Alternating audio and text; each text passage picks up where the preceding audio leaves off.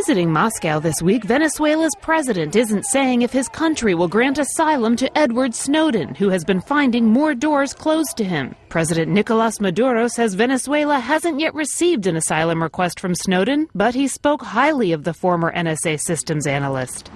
A young American who has dared to speak a great truth, that the U.S. imperialist elite wants to control the world. They spy on their friends and those that are not their friends. They spy on the whole world. Venezuela may now be Snowden's best chance of finding refuge outside the United States as he tries to avoid prosecution for leaking details of 2 government surveillance programs. Another option may be the South American country of Bolivia, whose president is also in Moscow for a summit of major gas exporters. WikiLeaks says asylum requests have been made to about a dozen countries, including Brazil and India, which said today it turned down the request. They have to make a decision. Is it worth jeopardizing long-term benefits of their relationships with the United States to haven Edward Snowden? And at this point, a lot of countries basically are deciding it's not worth it.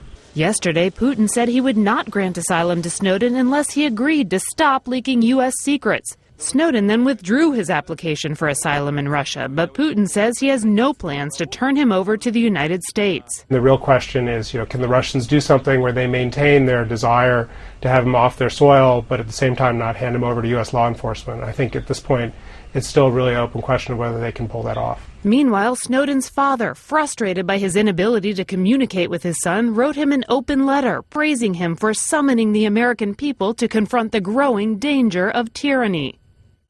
Kelly Daschle, Associated Press.